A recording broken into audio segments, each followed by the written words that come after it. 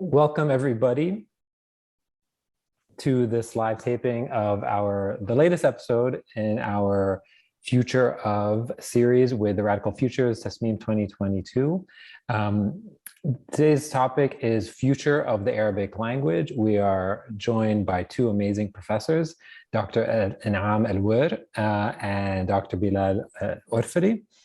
Enam is a professor of linguistics at the University of Essex, UK, specialist in sociolinguistics with a focus on Arabic dialects. Her research focuses on linguistic variation and change, dialect contact, and new dialect formation. She teaches and supervises on general and specialist topics in sociolinguistics, including dialect contact, mechanisms of linguistic change, new dialect formation, gender differentiation in language and multilingualism. In addition to research and teaching, she engages in public debates about linguistics, discrimination, marginalization, and linguistic human rights in general. She works with academic institutions worldwide, as well as government, civil societies, and private sector organizations and charities. And I'm welcome to this conversation. Dr. Bilal Orfali is the chairman, professor, and Sheikh Zayed Chair of Arabic and Islamic Studies at the American University of Beirut, and previously held the MS Sophia Chair in Arabic Studies at the Ohio State University. He specializes in Arabic literature, Sufism, and Quranic studies. His recent publications include the Anthropologist's Art, the Book of Noble Character, The Comfort of the Mystics, Sufism, Black and White, and In the Shadow of Arabic. He's a co-editor of Birrell's series Texts and Studies on the Quran and co-editor of Birrell's Encyclopedia of Islamic Mysticism, and serves on the board of several journals, book series, and academic projects across North America, Europe, and the Middle East. Welcome, both of you, to this conversation. It is an honor to have you both with us. Thank you, Mikey, and it's a pleasure to be here with you and with Enam as well. Thank you. Thank you for the kind introduction. Absolutely. It's a pleasure to have both of you. So as I was mentioning before the call, we have these titles that are supposed to be the title of this talk, Future of the Arabic Language, but I sort of cringe as I say that, because I'm sure that part of your profession is to hear people ask you about the future of this language and maybe the disarray that the Arabic language is in. So, Enam, let me ask you, because so much of your work is focused on the formation and the sort of like living and breathing nature of the language. Give us a sense of the question that you wish I was asking, instead of what is the future of the Arabic language? What is a more informed version of that question that is about sort of where we are right now with Arabic?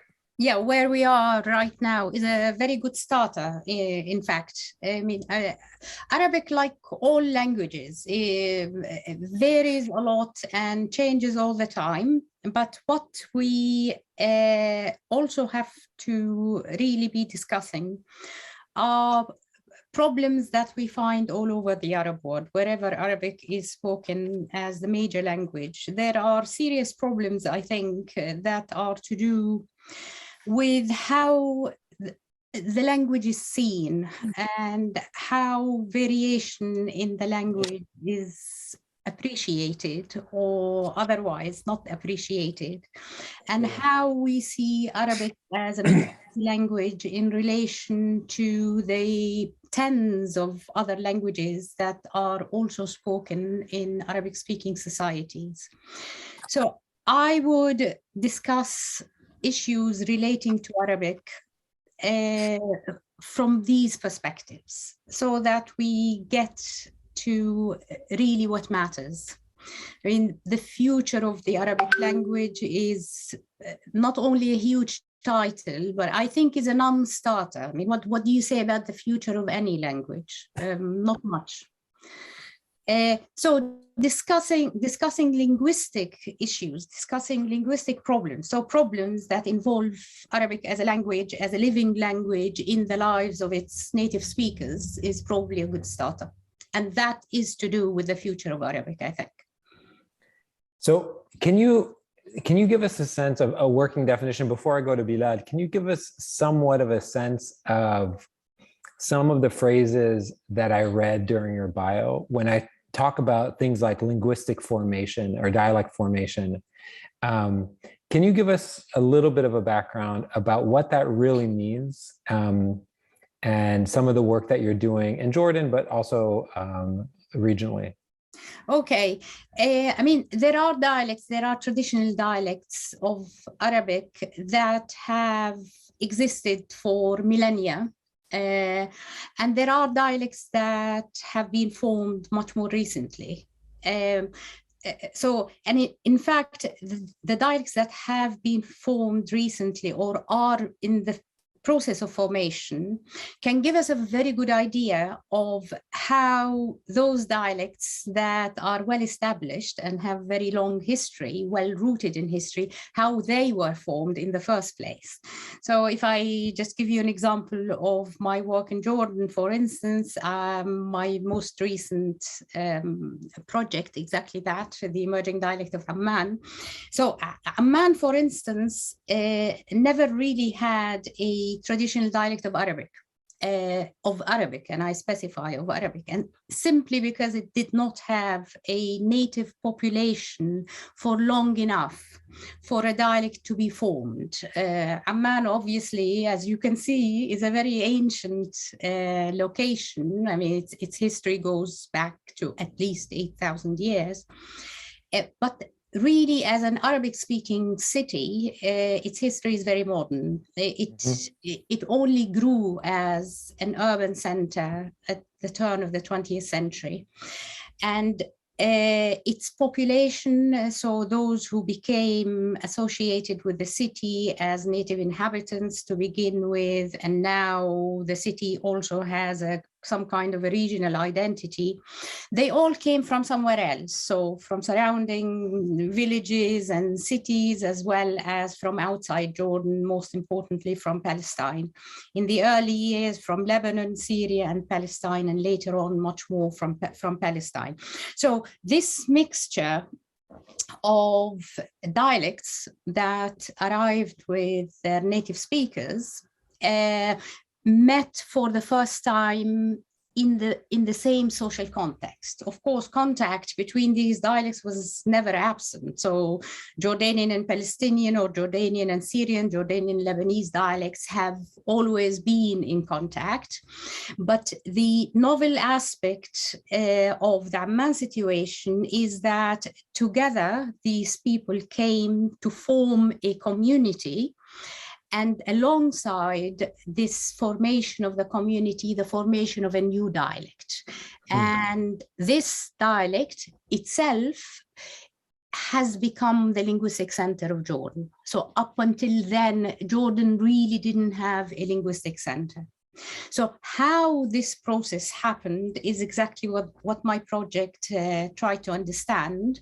So how this mixture of dialects eventually gave rise to what I think and show in my work is a distinctive dialect, completely distinctive dialect. So the third generation of Amman's inhabitants, so now we're on to the fourth generation really, they speak a completely different dialect from their grandparents. Interesting. Completely different. So this is alongside this, there is a local identity that is also emerging. So Amman acquires a regional identity as well as a new dialect. So that in brief is what we mean by new dialect formation.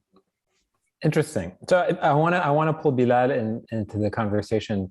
So Bilal, if I'm not mistaken, your work is more focused on the published word and the written word and sort of the way Arabic exists in publishing. Correct me if I'm wrong. I might be wrong about that. And if I'm not wrong, how does that actually interact with some of the work that Enam is talking about in terms of the emergence of new dialects when we think about the state of Arabic today? Yeah. It's a pleasure to hear Enam. I tend to agree, of course, with all what she said. Of course, the title, The Future of the Arabic Language, presupposes somehow that Arabic is in danger, right? Which I find it absolutely ridiculous because Arabic is becoming more and more even of a dominant language. and it's not one of the endangered language. And on the contrary, the numbers of Arabic speakers are increasing, of course, all the time. And what's interesting is that also relates to the title, since this was your first question, is that back in the 13th century, the lexicographer Ibn Manzur, who wrote Lisan al-Arab, right? It's a very important Arabic dictionary of many volumes. He started with, in his introduction, saying that Arabic is in danger, right? And then he produced this huge lexicon that shows obviously that Arabic is not in danger at all. On the contrary, as Enam said, it's growing all the time.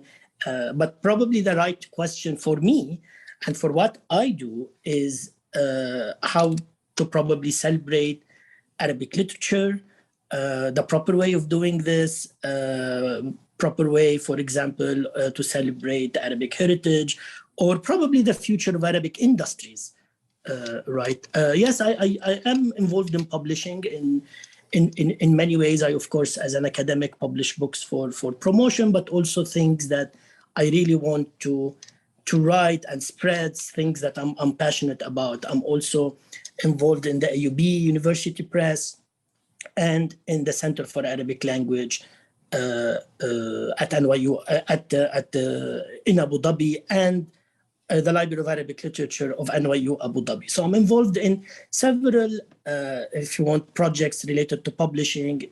Let it be publishing academic series, publishing for young readers, translations, big translation projects like the Library of Arabic Literature, but also the Kalima project of the Center for Arabic Language in Abu Dhabi. Yeah, Bilal, let me ask you. So that presupposition of the grave nature of the grave state of the Arabic language. When you go to academic conferences and when you in the media or from students, you hear this idea of, oh, or from colleagues or friends or family say, oh, Arabic is dying, or what is the future of Arabic? Two questions. One, where does that idea come from? Three questions. One, where does that idea come from? Two, how long has that idea been around? And three, what are examples of languages that are dying so that we can actually like compare what death looks like for a language?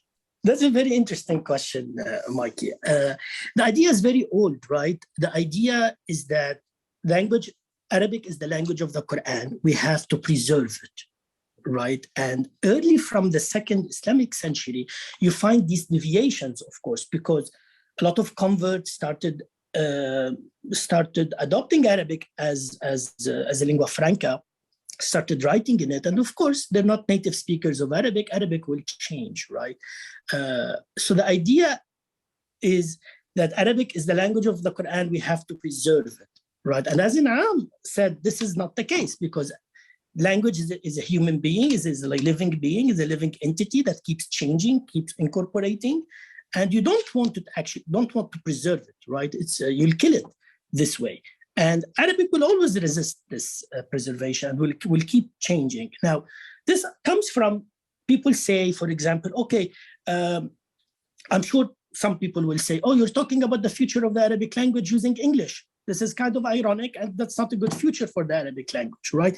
Knowing different languages does not affect Arabic, right? On the contrary, it actually enriches Arabic, and it enriches Arabic research. And so the danger is not these other languages that you find the Arab youth are speaking, right? It might be a dangerous thing the way Arabs look at their language, as Enam also just hinted to that, the way they look at it as an inferior language, but that's not the problem of the language, that's the problem of the Arabs themselves, right? You'll find also people saying, oh, Ammiya is invading, you know, this is also comes from the idea of preserving Arabic. They want us to speak Fusha, but then Fusha, of course, changes also all the time. We're not talking, we're talking now modern standard Arabic if we teach in a classroom, right? So also the different dialects are not a danger as well. On the contrary, they're part of the language. It enriches it. It's different, probably registers of the language, and it shows the diversity of the Arab world as well. So I don't find this a problem. Now, the actual problem, and what I am afraid of, is that Arabic is, you find Arabs celebrating Arabic as a literary language. They say, okay, we enjoy Arabic poetry, we enjoy Arabic novels, we enjoy writing in Arabic, expressing ourselves in Arabic. But when it comes to academic writing, right, you find them actually writing in English. And that's a problem, even though they can actually express themselves academically in Arabic, but because Arabic lacks the industries that we find, for example, in the English language. We find a lack of professional publishing houses, lack of refereed journals, lack of refereed book series, for example, lack of distribution of books. You lack big projects, you lack presence in the media, probably, the different industries of gaming, you lack the grand narratives in and of the language and about the language. You lack all of this. So the problem, in my opinion, is the industries related to Arabic, but not in Arabic itself. Interesting. So, Enam, it seems like you want to say something. Let me, if you can just unmute yourself, sorry. Thank you. Yeah, I'll start from the end. You asked asked us to give examples of languages that are dying or have died. What do they look like? This is very, very, very good example to give. So, okay, think of the British Isles, the languages that were spoken here, the indigenous languages of the British Isles were the Celtic languages. So the languages that are just about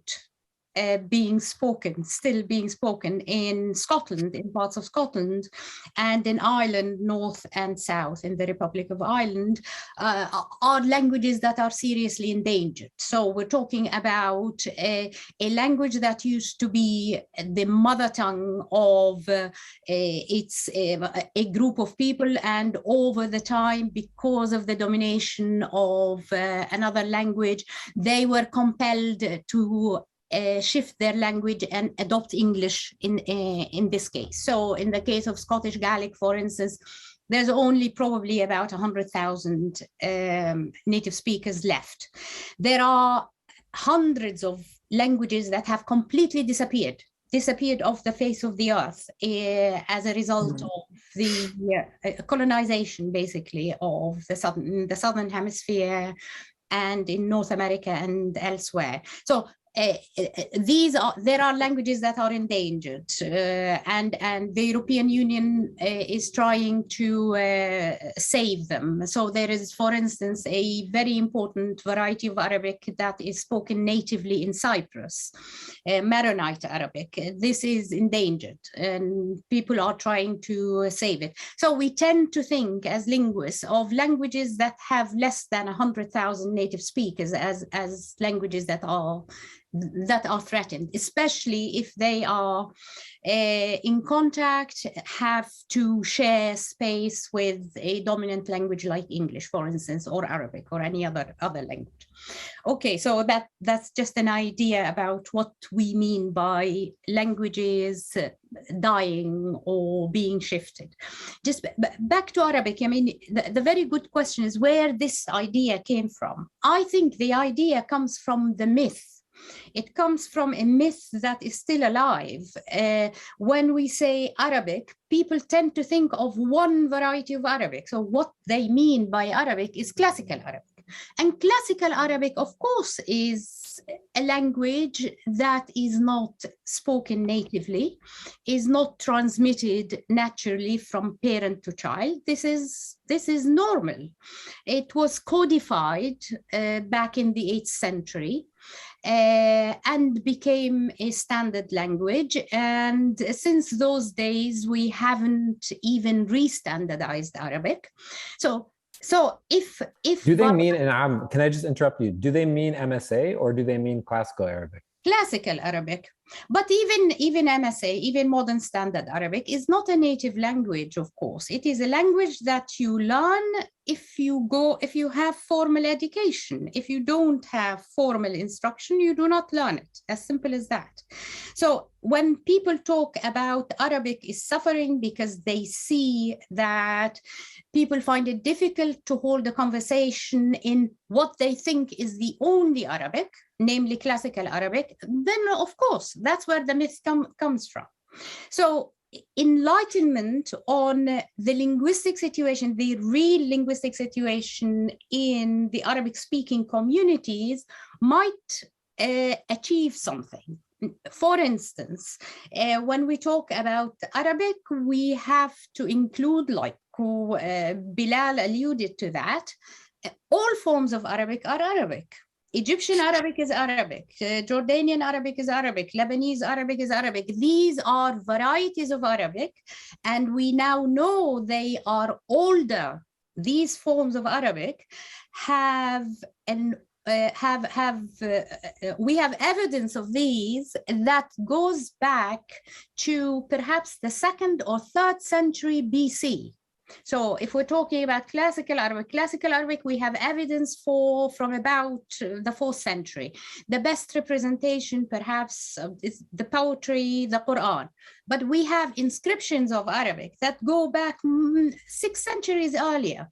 And you can see very clearly the relationship between these ancient inscriptions. For instance, the Safavidic inscriptions that were discovered in the northeast of Jordan.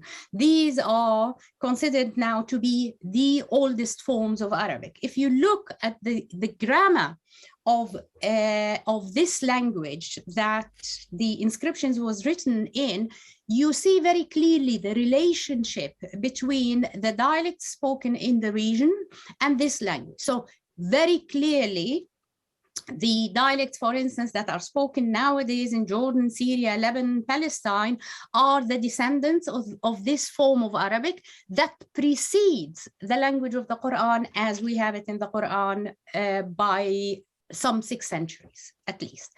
So, people tend to think that the form of Arabic that we received as a codified form of the language, the one that Sibawayhi codified as the Arabic language, is the older form, and what we speak, so Arabic dialects, the vernaculars, are some sort of corruption of this form.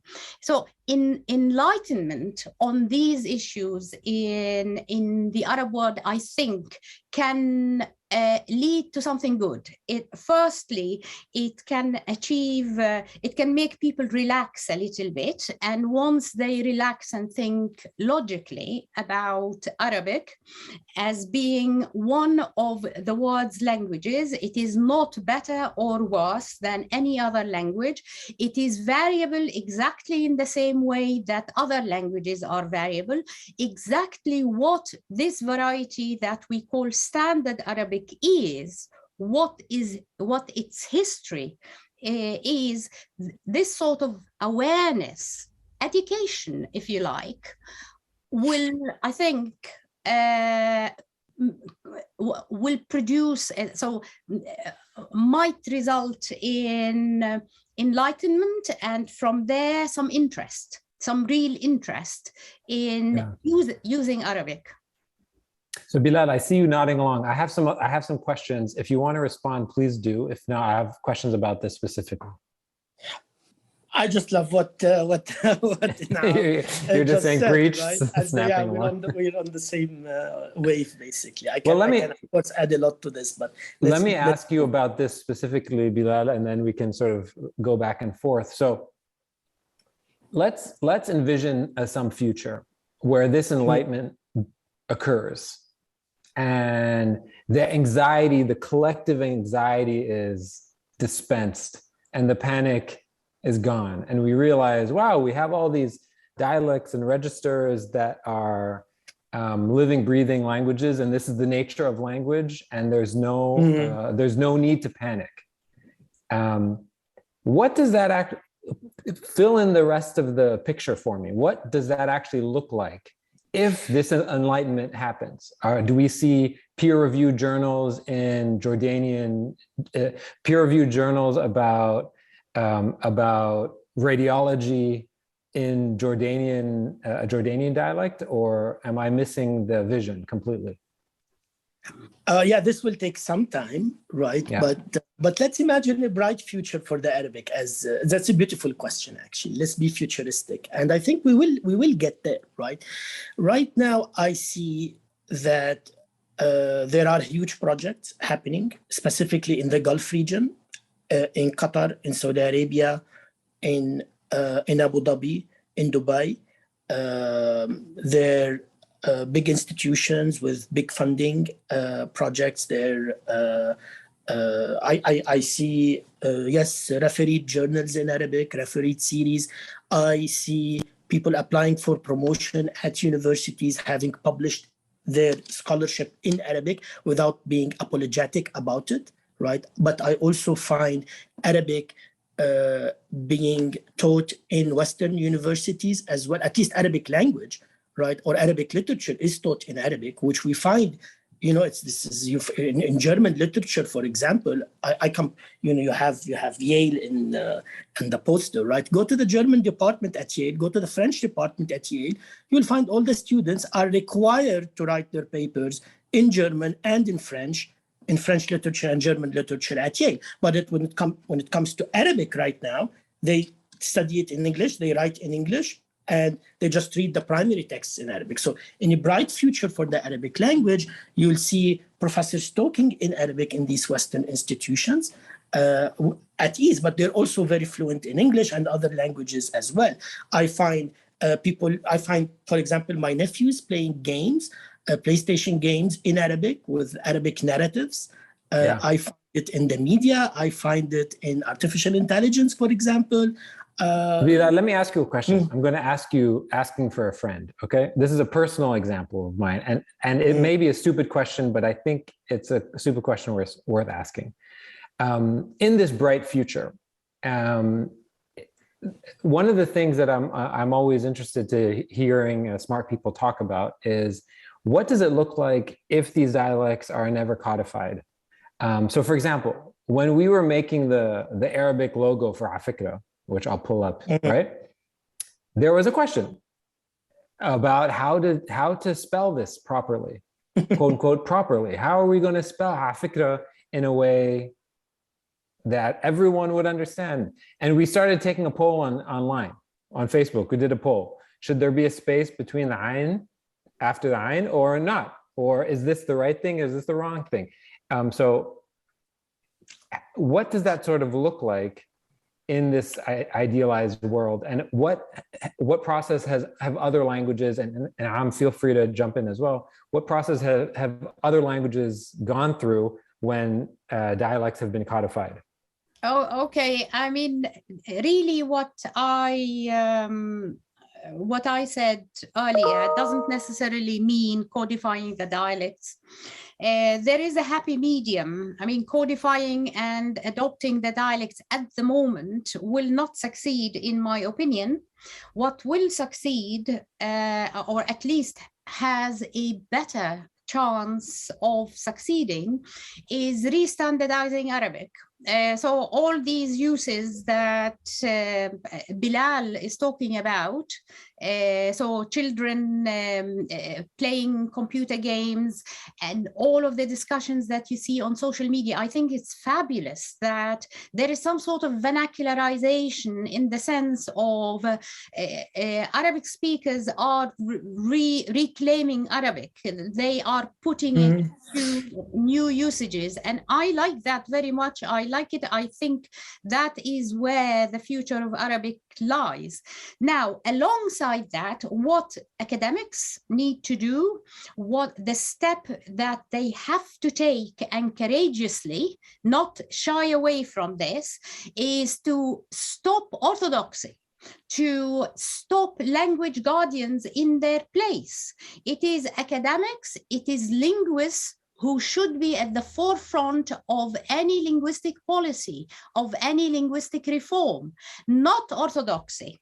The business of linguistics is a science. Those who are specialized in linguistics spent a lifetime studying this science, exactly in the same way that physicians, doctors, specialists in chemistry, if you have an ailment, you go to a doctor, right? You do not argue with a specialist in chemistry about their trade. By the same token, the people who are best qualified to do this, the people who are best qualified to re-standardize Arabic, release it from this orthodoxy, are linguists. And that is the step that we need to take. We have to rewrite the grammar of Arabic, of modern Arabic, on the basis taking the standard of the language that modern poets use it, the way in which Bilal uses Arabic, I use Arabic. So the way in which Nizar Qabbani wrote Arabic. Arabic has to be liberated that way. We know that orthodoxy towards language or anything really cannot serve the language. This is the primary reason that our children, in the Arab world, shy away from Arabic. This is why they prefer English and French and the rest of it. So that is the step that needs to be taken. Re-standardize Arabic courageously and very clearly. And those who are, I am not against classical Arabic, quite the opposite. Those who are interested in classical Arabic can study it. There are people who are interested in that, like Bilal. They can study it. But we cannot claim that this is a standard language for the modern, the contemporary Arab student, for instance. Yeah. Bilal, go ahead. And also, Mikey, we really have to look at these dialects with all their variances as a form of richness. We need to celebrate this diversity within Arabic. I personally, if you tell me I want to standardize Lebanese dialect, right? And of course, Lebanon is a very small country with probably 5 million, 6 million speakers. But then within Lebanon, there are more than 40 different dialects. Right, and then which dialect are you going to choose, right? I love the different variances of the Lebanese Arabic, right? I have a street accent in Beirut, right? I have, the Beiruti dialect, and it's a form of richness to Arabic. Take, for example, the Egyptian Arabic as well, right? People from Alexandria speak in a way different from the people in Cairo, and we need to celebrate this diversity. You have Afikra. Right. Anyone who reads Afikra is going to say, he's from Lebanon, probably, right? It gives you an identity. And where I want to reach is that we recognize these dialects and find beauty in them. And if you take, for example, 40, 50 years ago, Lebanese could not have communicated with someone from Morocco, right? Because simply they don't know each other's dialect. Now, with the presence of the media, with the presence of the social media, of all of this, we're familiar with each other's dialects, right? We can now understand these different dialects, and we're getting there. So I personally, I'm not engaged in any standardization project, and I don't want to. I just want to live the language the way I speak it, the way I read it, the way, just as a form of richness with all its diversity. Okay. Is there sort of like I want to talk a little bit about design and technology, because this conference is Tasmeem is all about design technology. And I think there's an opportunity with the evolution of Arabic, or sort of the life of Arabic. I shouldn't even suggest an evolution. The life of the language. There is an opportunity here that maybe there wasn't before the printing press, but maybe it's been accelerated because of technology. So, for example, if Netflix decides that there's one way to spell Afikra, their reach is very, very, very, very huge, right? So I guess my question is, in what ways is the Academy working with tech companies and working with some of the other sort of interlocutors that can supercharge that evolution, or supercharge this process in a way that the orthodoxy can't. Right. So I'm curious if either of you have a sense about that. I'll leave this, of course, to Enam. She's the specialist in this, but I want to say that this is why we need platforms like Netflix, right? This is the big industries that I'm talking about in determining the future of the Arabic language. A friend of mine, Abdussalam Haikal, you probably know about his work when it comes to industries. He's the CEO of Majarra. Yeah. He often talks about the dukkan, the little shop in your neighborhood, versus the supermarket, right? The small, basically, platform, the small publishing houses. I keep mentioning, of course, publishing houses because I think this is something I'm passionate about. But all of these are the kakin, right? They're little shops that are very useful, and they should be there, of course, because they serve a function. But if you really want the good stuff, if you really want everything, you have to go to the supermarket. The supermarket can offer you things that the little shop cannot offer, right? And that's where actually the big platforms, strong platforms like Netflix, like Facebook, like Google Translate, like alone. Google Translate, exactly. Yeah. They can offer you something that the little shops cannot offer you. Yeah. And of course, they're getting there. Right, because my friends who work, for example, in computational linguistics and computer science in general, they tell me that now Alexa understands dialect, right? Siri, Google Voice, they all understand dialects. Yeah, so we're getting there as well. We're getting at this. Arabic is becoming more comfortable with these with artificial intelligence, or they are becoming more comfortable with Arabic is probably more proper. Indeed. Enam, go ahead, please. Yes.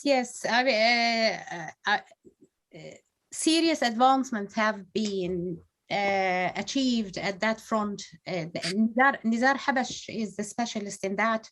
So now you have very efficient software that deals with Arabic. I think the future is quite bright there, because there is a generation of Arabic speakers who are interested in computational linguistics and who have done an awful lot. But can I just go back a little bit to Arabic dialects? I mean, we talked about the standard variety, but there is something that I also want to add there as a sociolinguist. To begin with, we do need a standard. Every language in the world needs a standard, and that's a topic of its own that I won't really talk about here. But I wanted to say one or two things about Arabic dialects, where we need to work is attitudes towards Arabic dialect. I mean, it's part of the orthodoxy that I talked about. So the other side of the orthodoxy, there is the orthodoxy that this is the only form of Arabic that is worth calling language. And at the same time, vernacular Arabic, all other Arabics are disparaged. So there is this attitude towards the native languages of Arabs. I've actually never come across a nation that disparages its native language as the Arabs do. Now, these attitudes are very dangerous.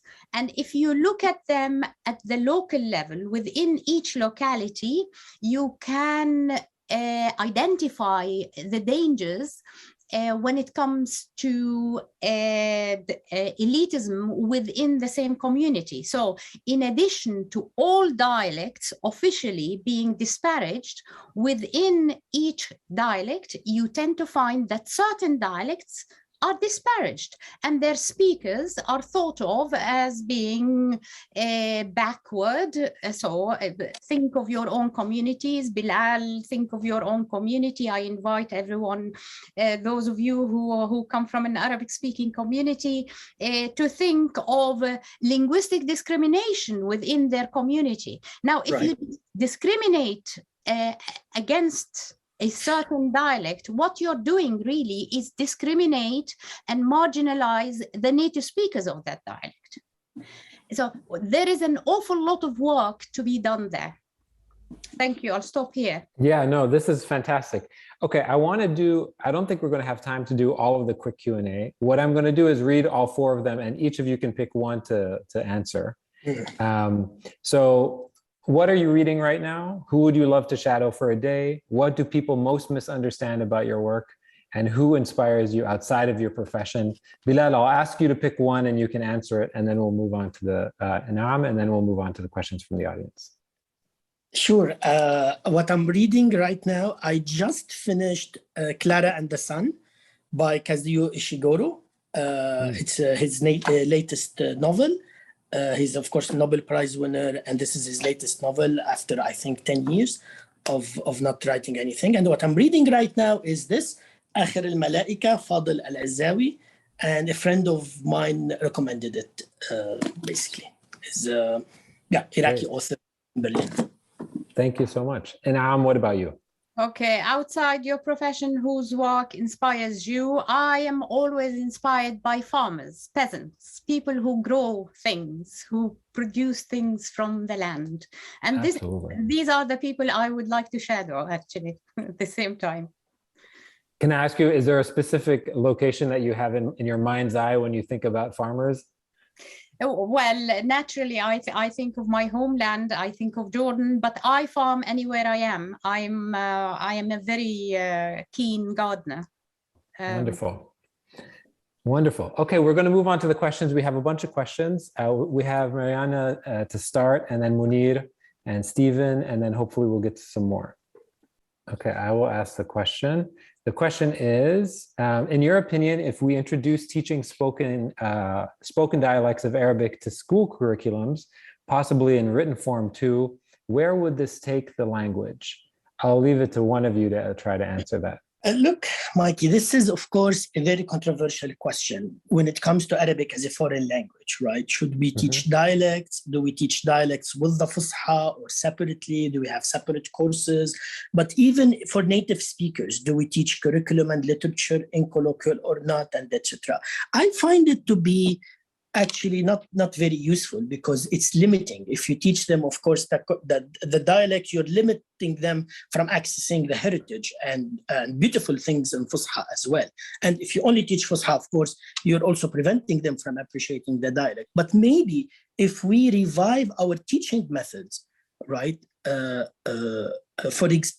me give you an example of what artificial intelligence or the new technology can give us. If you, for example, go in the classroom in a virtual reality, for example, where we go, okay, you want to learn the Lebanese dialect? Fine, let's go to Lebanon now. Today, all the students wear their virtual reality devices and they go to Lebanon and practice the language.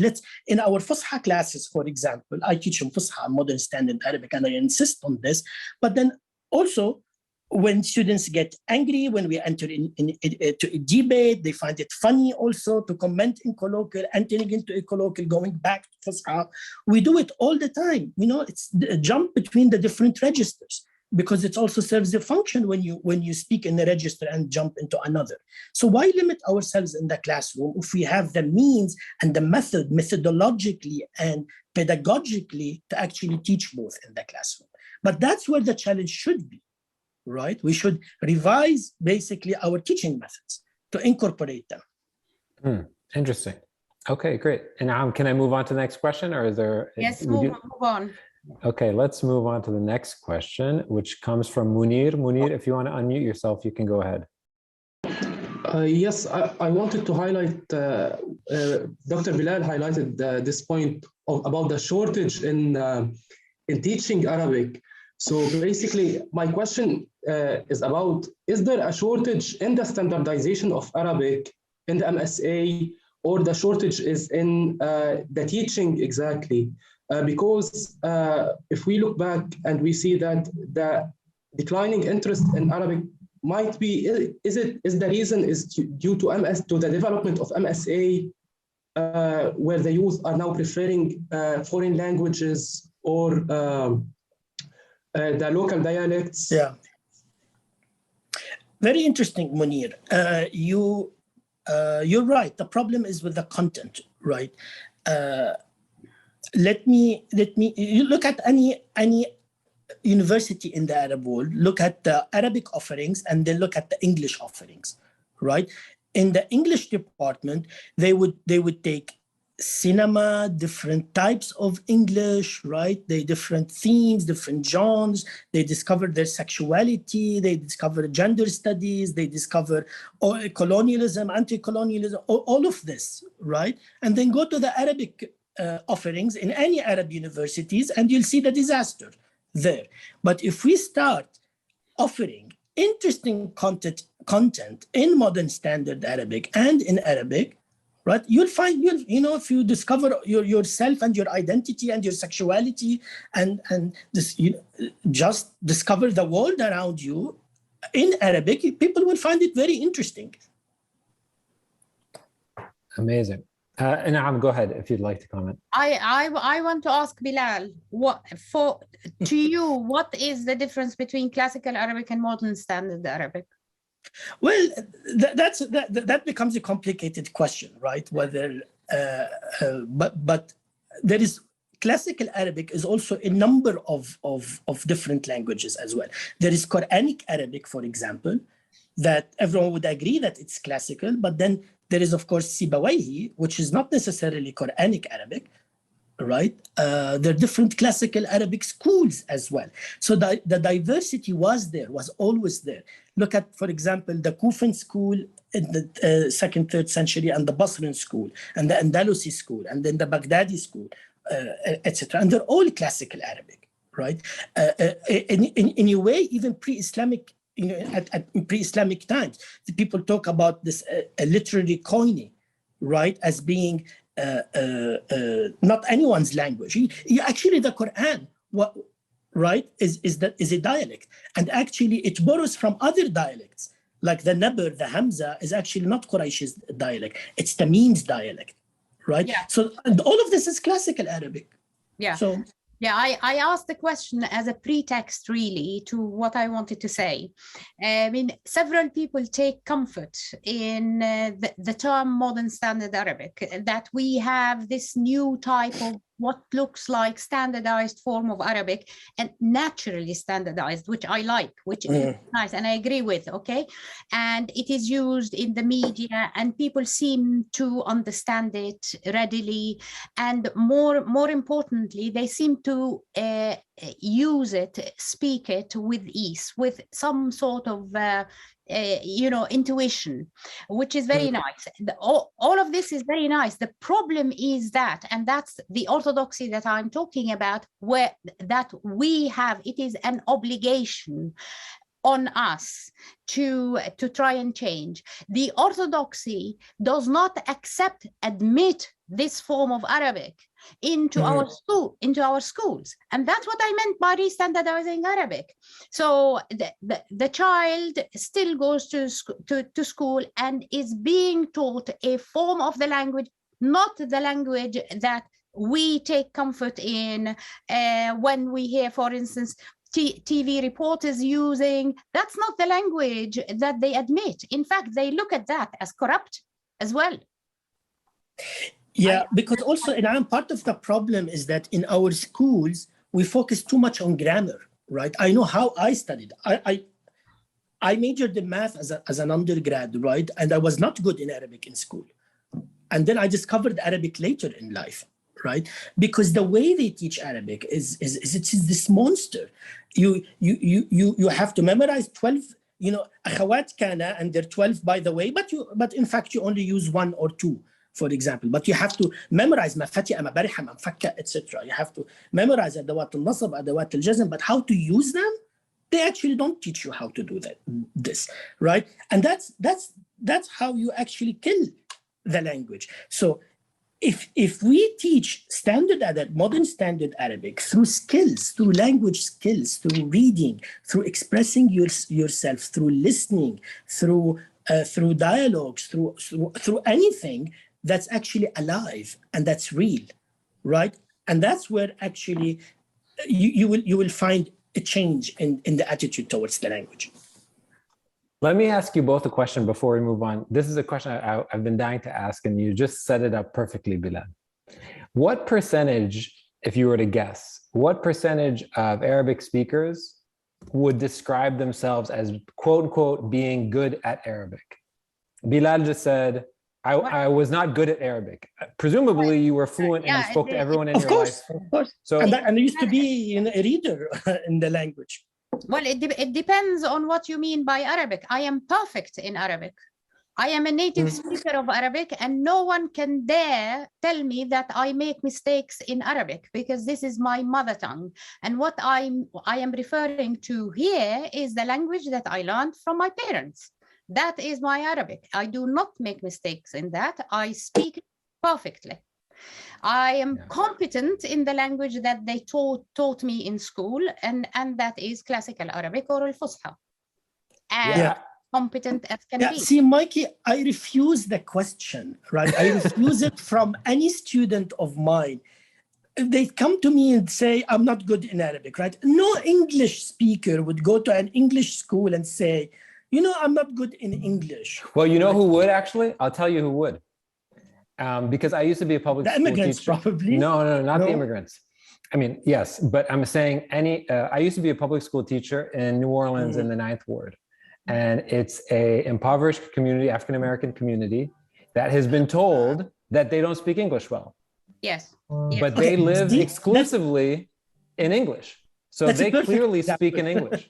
And when I live in Lebanon, and I feel like I'm constantly surrounded by people who speak Arabic day in, day out, who describe themselves as not speaking Arabic well. And it baffles me that there's this nationwide, region-wide insecurity complex. And Mikey, you find it, as I teach at the American University of Beirut, right? And the students think they're not good in Arabic. But if you actually take the students' essays from our classes and compare it with any Arab university, and when I come here to Abu Dhabi, I'm currently in Abu Dhabi, people say, people from AUB know Arabic so well. It's impressive, right? They just don't know. And for me, the question should be, what do you actually like doing with the language? Do you like science fiction? Do you like, I don't know, biographies? Do you like poetry? Do you like modern poetry, classical poetry? Let me know what your interests are in the language, right? Not if you're good in the language or not. Yeah. You're taking the words right out of my mouth, Bilal. This was a wonderful conversation. Bilal and Enam, thank you so much for playing ball and going along with a topic that is very, very interesting to most of us, but I'm sure you think about it all the day long. And so it's a really, really a huge pleasure for you to indulge us and have this conversation together. A pleasure. Thank you, Enam. Thank you. Very nice to see you all. Okay, everyone, this will show up on our YouTube page tomorrow and on our podcast tomorrow. If you don't subscribe, please just click that subscribe button so that you can see the videos when they show up, and tell your friends about it. This was a lot of fun.